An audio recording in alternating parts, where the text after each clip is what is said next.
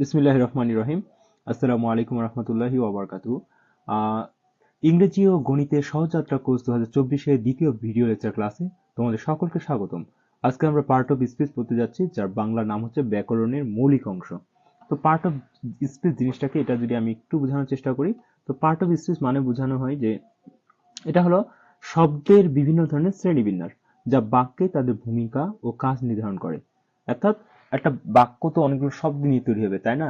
এখন এই যে অনেকগুলো শব্দ নিয়ে যে একটা বাক্য তৈরি হয়েছে, এইখানে কোন শব্দের কাজ কি সেগুলো হচ্ছে নির্ধারণ করে দেয় কে? Part of speech. ইংরেজি ভাষায় মোট 8টি প্রধান পার্ট অফ স্পিচ রয়েছে। এখন পার্ট অফ স্পিচের প্রকারভেদগুলো নিচে দেওয়া আছে, আমি প্রতিটা প্রকারভেদ নিয়ে টুকটাক আলোচনা করব। তো এইগুলো নিয়ে যে আলোচনা করতে যাব, পার্ট অফ স্পিচের প্রত্যেকটা প্রকার নিয়ে কিন্তু আবার বিস্তারিত আলোচনা করা যাবে, মানে এক একটা অধ্যায় বানানো সম্ভব। তো এগুলো কিন্তু আমরা শুরুতেই পড়বো না, আমরা জাস্ট আপাতত পার্ট অফ স্পিচের যে 8টি প্রকার আছে, কোনটার মানে কি এবং খুব সহজে কিভাবে এটা চেনা যায় সেগুলো সম্পর্কে আপাতত জেনে নিব। হ্যাঁ, পরবর্তীতে আমরা প্রতিটা পার্ট অফ স্পিচের প্রতিটা পার্ট সম্পর্কে বিস্তারিত একদম জানবো ইনশাআল্লাহ। তো দেরি না করে ক্লাসটি শুরু করে ফেলি। তো আমাদের 1 নম্বর পয়েন্টে আমরা রেখেছি যে নাউন, যার বাংলা নাম হচ্ছে বিশেষ্য। একদম খুবই সিম্পল জিনিস। নাউন নাউন জিনিসটা কি দেখো তো, যে নাউন হলো এমন একটি শব্দ যা দ্বারা কোনো ব্যক্তি, বস্তু বা স্থানের কি ধারণা বোঝায়। ঠিক আছে? তো কি বলা হয়েছে, যে নাউন হলো এমন একটি শব্দ যা দ্বারা কোনো যে কোনো ব্যক্তি, তারপরে বস্তু বা কি ধারণার নাম বোঝায়। ঠিক আছে? ধারণার কি বোঝায়? নাম বুঝাবে। ওকে, ফাইন। তো সহজ কথা হচ্ছে নাউন হলো কোনো কিছুর নামই হচ্ছে নাউন, একদম যদি সহজ ভাষায় আমি বলি। এখন একটু জানার চেষ্টা করি, যেমন আমরা প্রথমে ব্যক্তির কথা বলছিলাম, যেমন পার্সন বা ব্যক্তি কি হতে পারে, যেমন এই যে রহিম, তারপরে যে টিচার, এগুলো দ্বারা কি বোঝাচ্ছে বলো তো ভাই? এগুলো দ্বারা নাম বোঝাচ্ছে কিনা? আচ্ছা, তারপরে স্থানের নামের কথা বলছিলাম, যেমন ঢাকা, ঢাকা একটা জায়গার নাম। স্কুল একটা জায়গাকে নির্দেশ করে। তারপরে থিং অর্থাৎ বস্তু, যেমন বুক একটা বইয়ের নাম বোঝাচ্ছে, টেবিল একটা আসবাবপত্রের নাম বোঝাচ্ছে। ঠিক আছে? তারপরে নিচে আমরা বলছি যে ধারণার নাম। ধারণা মানে কি? যেমন অনেস্টি, অনেস্টি মানে কি? সততা। হ্যাপিনেস, হ্যাপিনেস মানে কি?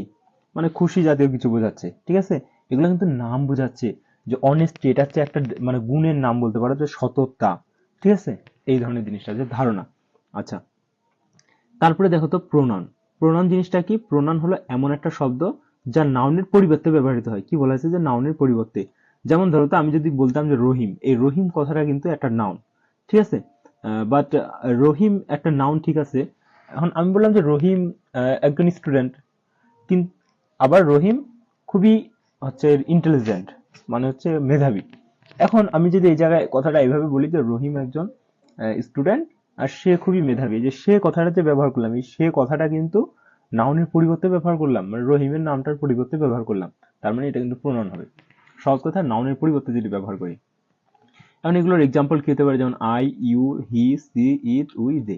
ওকে, ফাইন। নিচে আমি একটা এক্সাম্পল দিয়ে দিছি, যেমন দেখো তো ভাই, এখানে যে রহিম কথাটা বলেছি, হ্যাঁ, এই রহিম কিন্তু একটা নাউন, কারণ সরাসরি একটা ব্যক্তির নাম বোঝাচ্ছে, ইজ এ স্টুডেন্ট।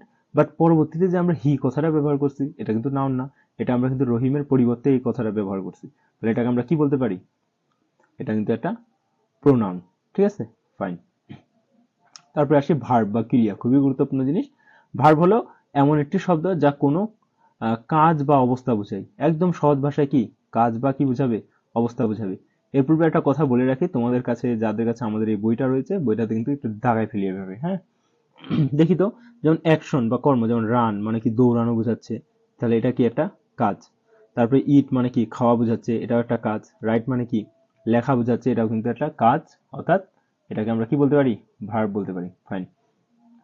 তারপরে স্টেট বা অবস্থা, যেমন এম মানে হয় বুঝাই, ইজ মানেও কি বুঝাই? হয় বুঝাই। আর মানেও কিন্তু কি বুঝাই? হয় বুঝাই। তো এই প্রতিটা মানে হয় বুঝায়, বাট এগুলো হচ্ছে কি? আহ, আয়ের পরে এম বসে, ইজ হচ্ছে এক বচন বোঝাচ্ছে আর বহু বচনের ক্ষেত্রে। তারপর ওয়াজ, ওয়ার, এগুলো মানে হয়ে গেছে বা হবে এমনটা বোঝাচ্ছে, হয়ে গেছে আর কি, সরি। তারপরে দেখো তো, একটা সেন্টেন্স গঠন করা হয়েছে যে হি রানস ফার্স্ট। এখন এখানে রানের সাথে কিন্তু একটা এস যুক্ত হয়েছে। তো অনেকেই কিন্তু বলতে পারো যে এই এস কই থেকে আসলো, বা এটা কিভাবে হইলো। তো এই কথাগুলোর উত্তর আসলে আমরা খুব শীঘ্রই পাবো, একটু অপেক্ষা করতে হবে। মানে এখানে যে আমরা এসটা দেখতেছি, এস এর রহস্যটা কি? হ্যাঁ, এটা হচ্ছে আমরা যখন এই যে টেন্স পড়তে যাব, ঠিক আছে, আমরা খুব শীঘ্রই টেন্স পড়বো। এই টেন্স পড়তে যায় কিন্তু আমাদের ক্লিয়ার হয়ে যাবে যে আমরা কি, এই যে এখানে যে আমরা কি বলে যে এস কেন যুক্ত করলাম রানের সাথে, এটার আনসার কিন্তু আমরা টেন্সে পেয়ে যাবো ইনশাল্লাহ। ঠিক আছে, ওকে ফাইন। নেক্সট যাওয়া যাক, যে নেক্সটে আমরা টপিক হিসাবে রেখেছি কি অ্যাডজেক্টিভকে, যার বাংলা নাম হচ্ছে বিশেষণ। এটাও খুবই সহজ জিনিস। তো বিশেষণ মানে বিশেষ কিছু। আচ্ছা দেখো, যে অ্যাডজেক্টিভ হলো এমন একটি শব্দ যা নাউন বা প্রোনাউনের গুণ, পরিমাণ বা অবস্থা বোঝায়। খুবই সুন্দর কথা বলছে কিন্তু, নাউন বা প্রোনাউনের কি গুণ, পরিমাণ বা কি বোঝাবে, অবস্থা বোঝাবে। দেখি তো এক্সাম্পল, যে যেমন গুণ, এই যে বিউটিফুল, বিউটিফুল মানে কি সুন্দর। And কে সুন্দর, ফুলটি সুন্দর হতে পারে বা ব্যক্তিটি সুন্দর বা সে সুন্দর। এই যে এই যে ফুলটি, ব্যক্তিটি বা সে, এই প্রতিটা কথাই কিন্তু নাউন অথবা প্রোনাউনের মধ্যে পড়ছে, তাই না? তো এটারই তো গুণ বোঝাচ্ছে। তারপর টল, যে ব্যক্তিটি লম্বা বা সে লম্বা বা কলমটি লম্বা, ঠিক আছে।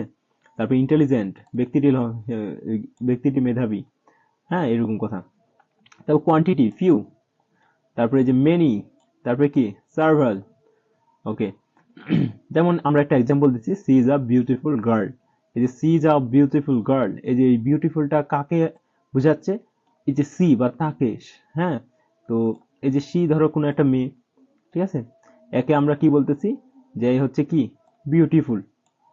তো এটা কি প্রোনাউনটাকে নির্দেশ করতেছে না? হ্যাঁ, তার মানে এটা কি অ্যাডজেক্টিভ, অর্থাৎ প্রোনাউনের দোষ অথবা প্রোনাউনের একটা গুণ বোঝাচ্ছে। যে এই প্রোনাউনটা ছিল সি, এই প্রোনাউনটা কি সুন্দর, এমনটা। আচ্ছা ফাইন, আমরা নেক্সটে যাই। আমরা নেক্সট দেখতে পাচ্ছি যে অ্যাডভার্ব, যা বাংলা নাম হচ্ছে ক্রিয়া বিশেষণ। তার মানে বোঝাচ্ছে যে ক্রিয়ার সাথে মিল কিন্তু থাকবে। দেখি তো কি মিল আছে। যে অ্যাডভার্ব হলো এমন একটি শব্দ যা ভার্ব, তারপরে কি অ্যাডজেক্টিভ বা অন্য অ্যাডভার্বের গুণ, পরিমাণ বা পদ্ধতি বোঝায়। তো নিচে এক্সাম্পলগুলো দেখলে হবে। অ্যাডভার্বগুলো চেনা কিন্তু খুবই সহজ, বুঝছো? অ্যাডভার্ব চেনার কিছু উপায় আছে, যে অ্যাডভার্বগুলোর নামের শেষে কিন্তু এলওয়াই পাবা তুমি। এটা একটা মজার বিষয়, অ্যাডভার্বের নামের শেষে কি পাবা, এলওয়াই পাবা। অথবা আর অ্যাডভার্ব চেনার উপায় হচ্ছে চারটা। একটা হচ্ছে নামের শেষে যে এলওয়াই, আমি একটু সাইড নোট করে দিচ্ছি, ওয়েট। অ্যাডভার্ব চেনার উপায়গুলো তোমাদেরকে আমি সাইড নোট করে দিচ্ছি। আমি এই জায়গায় সাইড নোট করতেছি যে অ্যাডভার্ব চেনার উপায়গুলো কি কি। ওয়েট, খালি আমি একটু সময় দিবা, আমি শুধু ভাষাটা ইংলিশ করা নাই আমার। আচ্ছা ইংলিশ করি খালি।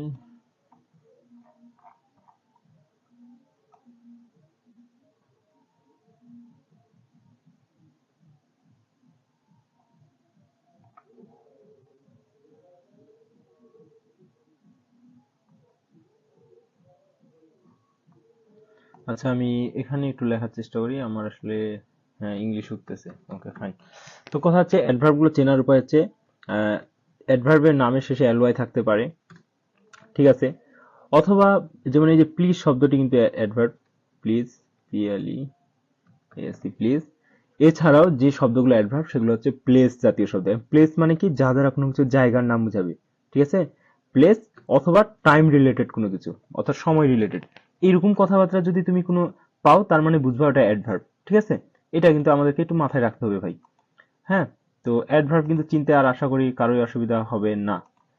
আচ্ছা একটু খালি মিস্টেক হয়ে গেল, সরি সরি সরি।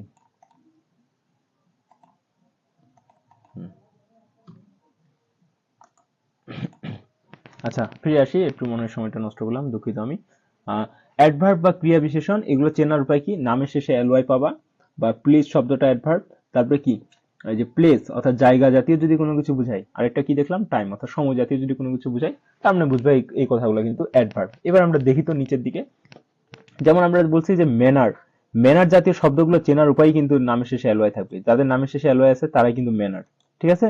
যেমন এখানে দেখো তো এলওয়াই আছে কিনা নামের শেষে, হ্যাঁ। আচ্ছা তারপরে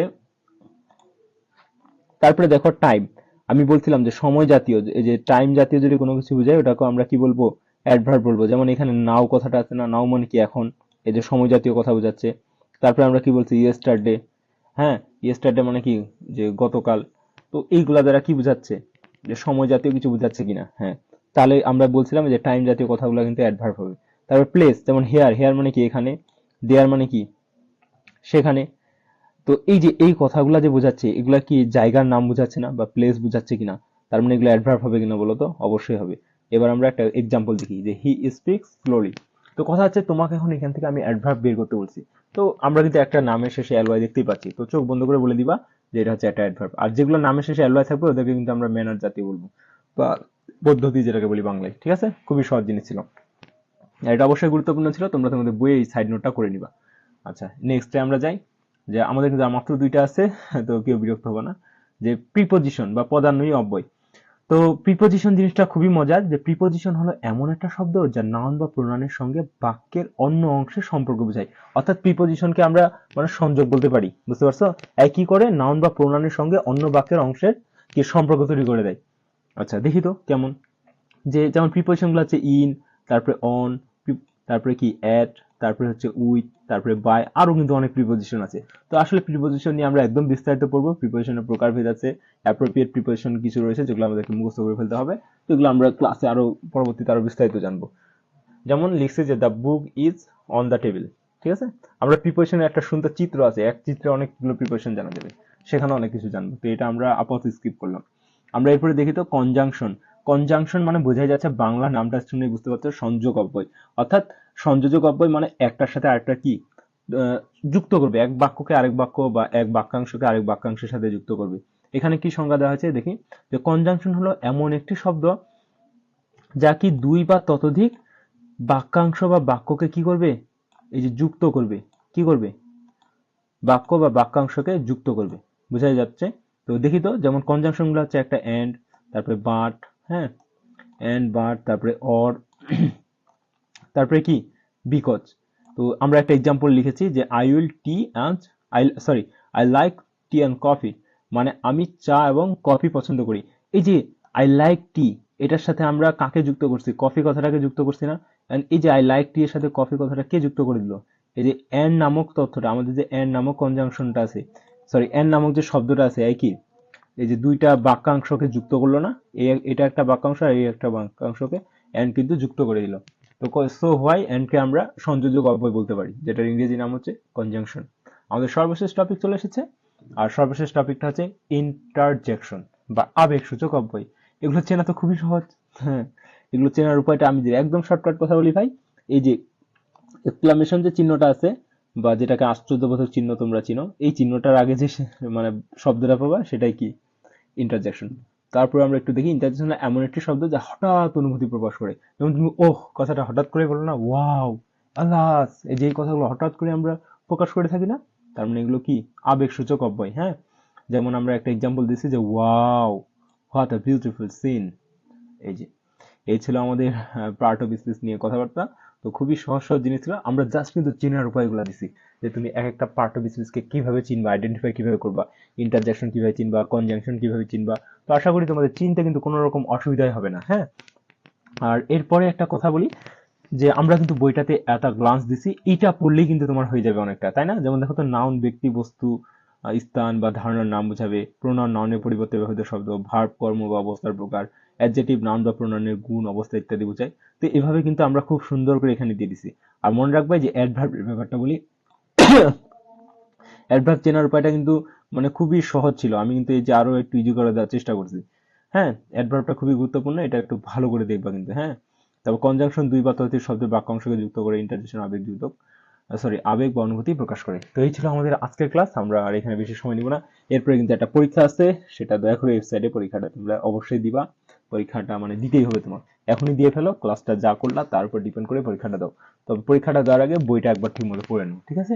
তো আজকে এখান পর্যন্ত, ভালো থাকো সবাই, দেখা হবে পরবর্তী লেকচার ক্লাসে। ধন্যবাদ সকলকে। আসসালামু আলাইকুম রহমতুল্লাহি ওয়া বারাকাতুহু।